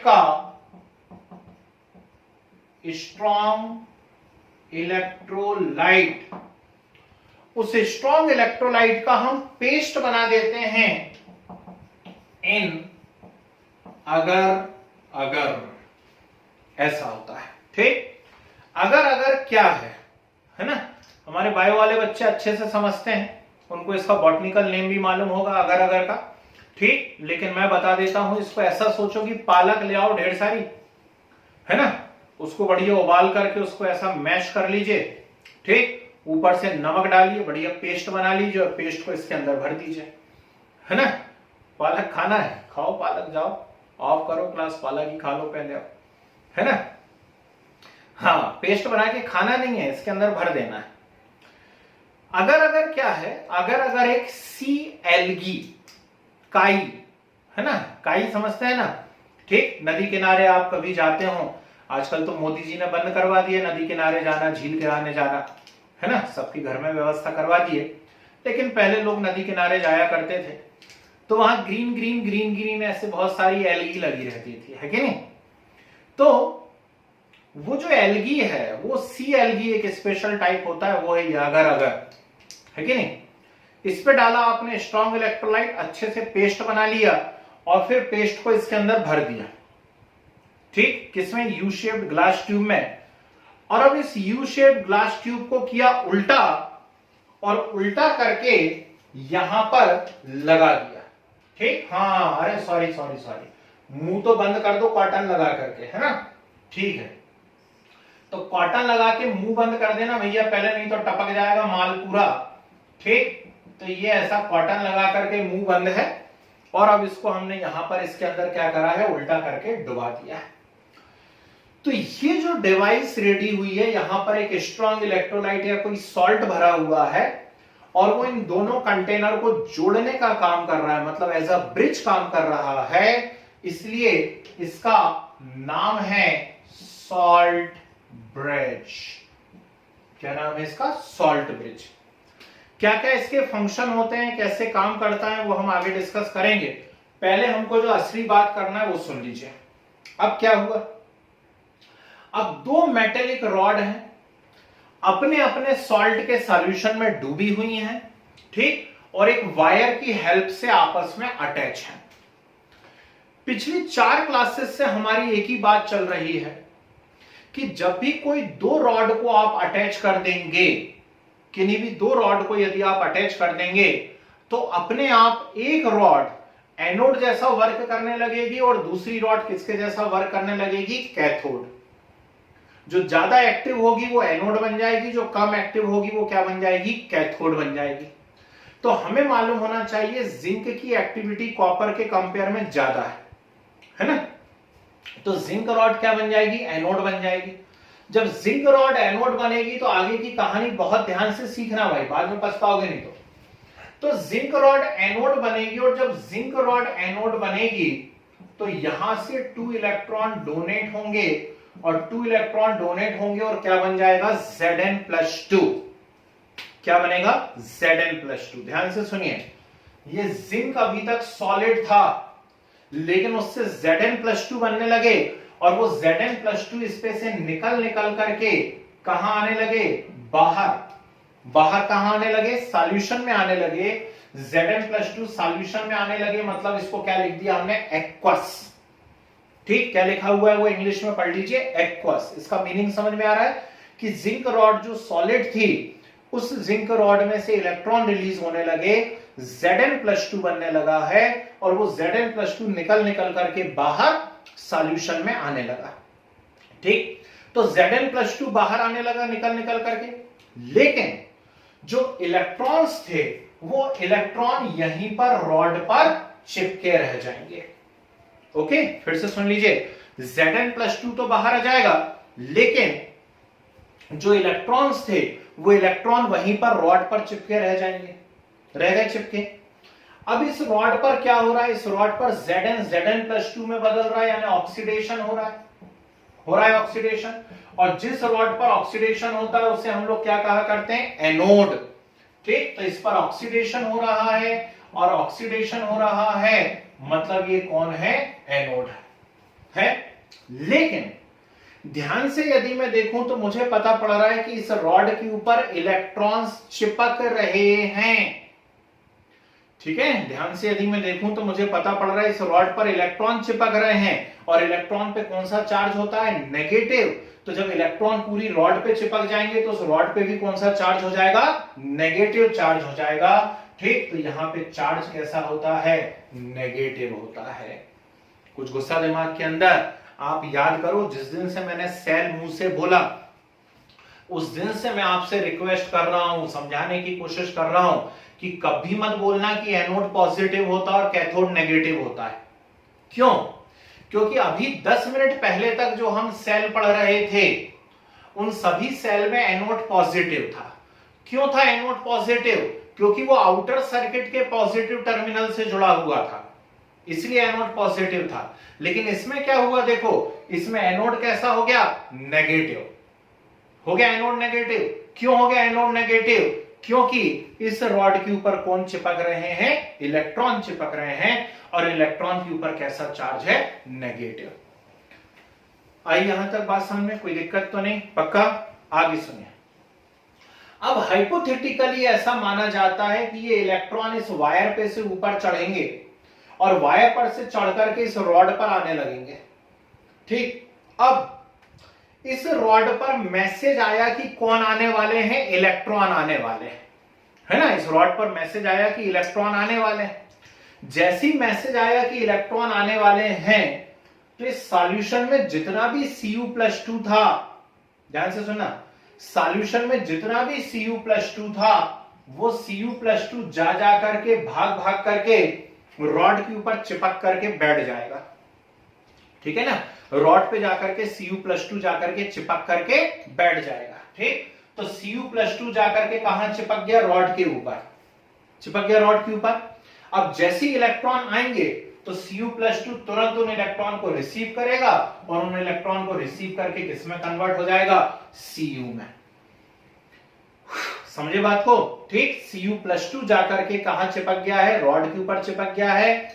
जैसे ही वायर पे से इलेक्ट्रॉन आए, Cu+2 ने उन इलेक्ट्रॉन को रिसीव कर लिया, और रिसीव करके किस में बदल गया, Cu में बदल गया। बोलिए ये क्या हुआ, ये हुआ रिडक्शन, और इस इलेक्ट्रोड पर रिडक्शन हो रहा है, इसलिए किसके जैसा काम करेगा, कैथोड के जैसा काम करेगा। बोलो हाँ। ठीक, तो यहां पर रिडक्शन हुआ है, और रिडक्शन हुआ है इसलिए ये कौन है, कैथोड है कैथोड। ठीक, अब रॉड पे कौन आके चिपक रहे हैं, Cu+2, और Cu+2 पे कौन सा चार्ज है, पॉजिटिव। Cu+2 पे पॉजिटिव चार्ज है, इसलिए यहां कैथोड पे भी कैसा चार्ज आ जाएगा, पॉजिटिव चार्ज आ जाएगा। ठीक, तो इलेक्ट्रोलाइटिक सेल में जो कैथोड था वो नेगेटिव था, जबकि इलेक्ट्रोकेमिकल सेल में जो कैथोड है वो कैसा है, पॉजिटिव है। आई या नहीं आई बात समझ में, कोई दिक्कत, डाउट है, दुविधा नहीं। ये जो हो रहा है, ये जो रिएक्शन हो रही है, इसे हम कहते हैं ऑक्सीडेशन हाफ सेल। क्या कहा करते हैं इसको, ऑक्सीडेशन हाफ सेल। ठीक, और ये जो रिएक्शन हो रही है इसे हम कहा करते हैं रिडक्शन हाफ सेल। वो है आपका ऑक्सीडेशन हाफ सेल, यह है आपका रिडक्शन हाफ सेल। और हाफ सेल को जब आप ऐड कर देंगे तो आपको फुल सेल रिएक्शन या कंप्लीट सेल रिएक्शन मिल जाएगी। तो बोलिए, जोड़ दीजिए दोनों को, एरो का इस तरफ एक साथ, एरो का उस तरफ एक साथ, तो Zn plus Cu+2 gives Zn+2 plus Cu, और ये क्या बन गई, सेल रिएक्शन। कोई डाउट, समझ में आ रहा है कुछ, क्या चीख रहा हूं लगातार आधे घंटे से। ठीक, जिन भी बच्चों ने 11th क्लास पढ़ी है, बार बार बोलना मुझे भी अच्छा नहीं लगता, लेकिन क्या करूं, मजबूरियां हैं कुछ, तो जिन भी बच्चों ने 11th क्लास पढ़ी हुई है वो याद करिए कि यूनिट हुआ करती थी 8वें नंबर पे रेडॉक्स, और रेडॉक्स यूनिट में बैलेंसिंग ऑफ रेडॉक्स इक्वेशन आती थी। बैलेंसिंग ऑफ रेडॉक्स इक्वेशन में दो मेथड मैंने सिखाई थी, जिन बच्चों ने नहीं सीखी इंतजार करो, वीडियो वगैरह कभी शेयर कर देंगे तो देखिएगा। उन दोनों मेथड में से एक मेथड क्या थी, हाफ सेल मेथड या हाफ रिएक्शन मेथड। बोलो, उसमें करते थे हम ऑक्सीडेशन हाफ और रिडक्शन हाफ, तो यही तो है, ये है ऑक्सीडेशन हाफ और ये है रिडक्शन हाफ, और फाइनली लास्ट में जाके दोनों को जोड़ देते थे। दोनों को जोड़ देते थे तो कंप्लीट सेल रिएक्शन आ जाती थी। कुछ गुस्सा दिमाग के अंदर, ठीक, तो ये है भैया लुईजी गैल्वानी की सेल। ठीक, इसको गैल्वेनिक सेल कहा जाता है। It is one of the best and simplest example of electrochemical cell. जब हम न्यूमेरिकल्स किया करते हैं या इस सेल का हम प्रेजेंटेशन देते हैं तो इसको लिखने का तरीका क्या होता है उसे भी सीख लीजिए। इस सेल को लिखने का तरीका ये होता है Zn/Zn+2 डबल डंडा Cu+2/Cu। इस सेल को लिखने का ये तरीका होता है, आपको बुक में ये सेल ऐसा लिखा हुआ मिलेगा। ये डबल डंडा क्या है, ये जो आपने दो पैरेलल लाइन बनाई हुई हैं ये एक्चुअली सॉल्ट ब्रिज को रिप्रेजेंट करती है। कौन है ये, सॉल्ट ब्रिज है, ध्यान रखिएगा, ये है यहां पर salt bridge. Is it clear. और जब भी आप सेल लिखें आज के बाद, है ना, तो आपको हमेशा याद रखना है सॉल्ट ब्रिज के लेफ्ट साइड लोन आता है। कौन आता है, लोन।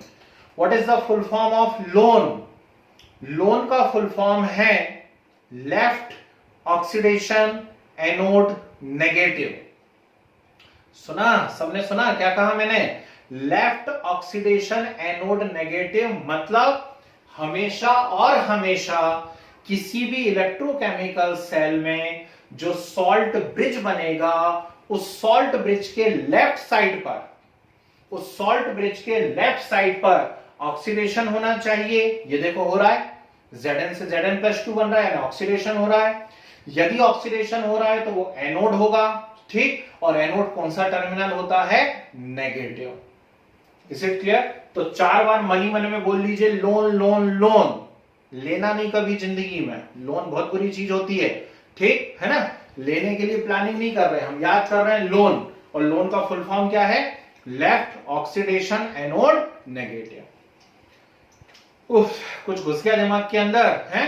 अब आखिरी बात, ठीक, मन की बात नहीं, आखिरी बात है ना, वो मन की बात भी कुछ दिनों में बंद हो जाएगी, पेट्रोल ऐसे ही बढ़ता रहा तो सॉल्ट ब्रिज, सॉल्ट ब्रिज का काम क्या है ना, असली मुद्दा अब ये आ रहा है कि सॉल्ट ब्रिज का काम क्या है ना, सुनिए ध्यान से। तो सॉल्ट ब्रिज का पहला काम है ये सर्किट को कंप्लीट करता है। बड़ी खुशी की बात है, सर्किट कंप्लीट होना भी चाहिए, हमारा फर्ज बनता है सर्किट को कंप्लीट करें। तो पहला काम हो गया, ये सर्किट को कंप्लीट करता है। दूसरा बड़ा मजेदार काम होता है, ध्यान से सुनिएगा, इट मेंटेन इलेक्ट्रिकल न्यूट्रलिटी। ठीक है, very good. It maintain electrical neutrality. ये इलेक्ट्रिकल न्यूट्रलिटी मेंटेन करना क्या होता है, ये भी अपने आप में बड़ी मजेदार सी बात है। चलो मैं बताता हूं, बोर्ड पे देखो। आपने यहां क्या लिया हुआ था, आपने यहां लिया हुआ था ZnSO4, और ZnSO4 यदि था मतलब उसमें Zn+2 और SO4-2 थे। ठीक, किसी भी इलेक्ट्रोलाइट के आयंस में एक इक्विलिब्रियम होता है, जितने पॉजिटिव होते हैं उतने ही नेगेटिव होते हैं, हमेशा याद रखिएगा, है ना। तभी तो वो इलेक्ट्रोलाइट इलेक्ट्रिकली न्यूट्रल रहता है। तो जितने पॉजिटिव होते हैं उतने ही नेगेटिव होते हैं। अब जैसे ही सेल रिएक्शन चालू हुई, वैसे ही क्या होने लगा, रॉड में से Zn+2 निकल करके बाहर आने लगे। और यदि रॉड में से Zn+2 निकल करके बाहर आने लगे तो प्लस इंक्रीज होने लगा, नहीं होने लगा। ठीक, प्लस इंक्रीज होने लगा मतलब Zn+2 बढ़ने लगे SO4 के कंपेयर में। और यदि Zn+2 SO4 के कंपेयर में ज्यादा हो जाएंगे तो न्यूट्रलिटी बची क्या, नहीं, न्यूट्रलिटी तो नहीं बची। ऐसे इस तरफ सोचिए, यहां Cu+2 जा करके रॉड पे चिपक रहे हैं। यदि Cu+2 रॉड पे चिपकते रहे और न्यूट्रलाइज होते रहे तो उनके कंपेयर में कौन ज्यादा हो जाएगा, SO4-2 हो जाएगा, SO4-2 ज्यादा, उसके कारण भी गड़बड़ हो जाएगी। तो फिर इस गड़बड़ से हम कैसे बच सकते हैं, ठीक है, इस गड़बड़ से हम कैसे बच सकते हैं, सवाल तो उठेगा भैया, समाज पूछेगा। तो जो सॉल्ट ब्रिज लगाया हुआ है इसमें हाइपोथेटिकली ऐसा होगा, ध्यान से सुनिएगा, प्रैक्टिकली भी होता है कि जैसे मान लीजिए आपने अंदर NaCl भरा हुआ है, तो NaCl मतलब Na पॉजिटिव और Cl नेगेटिव। अब यहां जैसे ही Zn+2 बढ़ना चालू होते हैं, सॉल्ट ब्रिज में से Cl नेगेटिव आकर के Zn+2 को क्या करने लगते हैं, न्यूट्रलाइज। समझ गए बात को। ठीक, सॉल्ट ब्रिज में से कौन बाहर आने लगते हैं, Cl नेगेटिव, इसको न्यूट्रलाइज करना चालू कर देते हैं। ऐसे यहां जैसे ही SO4-2 बढ़ना चालू होते हैं, सॉल्ट ब्रिज में से Na पॉजिटिव निकल करके इसे न्यूट्रलाइज करना चालू कर देते हैं। यह है maintenance of electrical neutrality, second function of salt bridge. कुछ गुस्सा दिमाग में, समझ में आई बातें, क्या चीख रहा हूं मैं इतनी देर से।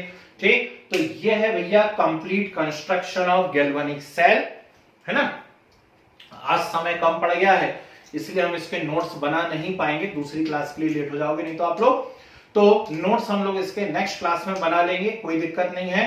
आप चाहें तो एक स्क्रीनशॉट लेकर के रख लीजिए, है ना। और अगली क्लास में क्या होने वाला है अभी से बता दूं मैं आपको। अगली क्लास में मैं आपको 2 ड्राई सेल पढ़ाऊंगा। उसमें एक रहेगी लेक्लांशी सेल, मतलब रिमोट के अंदर जो लंबा सा सेल डलता है।